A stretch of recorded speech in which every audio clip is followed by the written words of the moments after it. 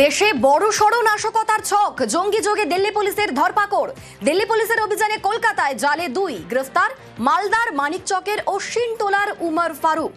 দিল্লির মেট্রোর পিলারে দেশবিরোধী পোস্টার লাগানোর অভিযোগ। আমাদের সঙ্গে রয়েছেন প্রতিনিধি সেবক। এই যে উমর ফারুক, তার পরিবার মালদা যারা থাকেন তারা কি জানতেন যে ঠিক কি কাজ করতো এই উমর ফারুক? তার লস্করি তৈবার মতো একটা গোষ্ঠীর একটা মাথা বলা যাচ্ছে তাকে। এই বিষয়টা কি তারা কিছু হলেও জানতেন পরিবার পরিজনেরা?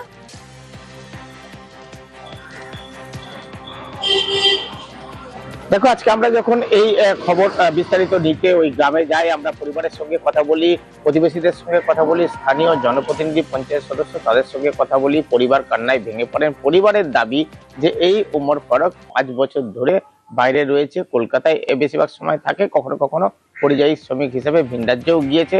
ওমর ফারুক শ্রমিকের কাজ করেন এমনটাই পরিবার জানতেন, স্ত্রী, বাবা, মা সকলে জানতেন। কখনো মাসে 5,000 10,000 করে টাকা পাঠাতেন, তা দিয়ে সংসার চলতো। বাড়িতে 3টি সন্তান রয়েছে, বাবা, মা, ভাই।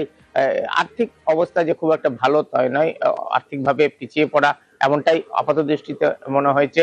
এই পরিবারের ওমর ফারুক, তাকে গ্রেপ্তারের কথা গত শনিবার দিল্লি পুলিশ পরিবারকে জানিয়েছে। আর তারপরেই পরিবার কিন্তু যথেষ্ট দুশ্চিন্তায় রয়েছে, কারণ তারা বুঝে উঠতে পারছে না যে কখনো এভাবে তাদের পরিবারের ছেলে গ্রেপ্তার হতে পারে, যেখানে দেশ বিরোধী কার্যকলাপ, যেখানে জঙ্গি যোগের কথা বলা হচ্ছে ওমর ফারুকের সম্পর্কে। পরিবার বলছে 7 পাস, সপ্তম শ্রেণী উত্তীর্ণ এই ওমর ফারুক। সে মাঝে মধ্যে গ্রামে আসতো। গত দিন 7-8 আগে পরিবারের সঙ্গে, স্ত্রীর সঙ্গে শেষ কথা হয়, ঈদের সময় বাড়িতে আসবে এমনটা জানিয়েছিল। প্রতিবেশীরা বলছে কখনো কখনো বাড়িতে দেখা গিয়েছে, মাস 2 আগে শেষবার গ্রামে দেখা গিয়েছিল ওমর ফারুককে। তার কথাবার্তা বা চালচলনে কোনো অস্বাভাবিকত্ব তারা অন্তত বুঝতে পারেননি। ফলে সব মিলিয়ে পরিবার যেমন বলছে যে তারা একদমই অন্ধকারে, তারা কার্যত আকাশ থেকে পড়েছেন এই ঘটনা জানার পর। যেহেতু জঙ্গি যোগের মতো অভিযোগ আসছে, তাই স্ত্রী, পরিবার তদন্তের দাবি করছেন, সুবিচারের দাবি করছেন। আবার একই সঙ্গে এই তথ্য, এই মত পার্থক্য উঠে আসছে। অনেকেই বলছেন যদি সত্যি জঙ্গি যোগ থাকে, যদি প্রমাণিত হয়, সেক্ষেত্রে আইনের পথে চলবে।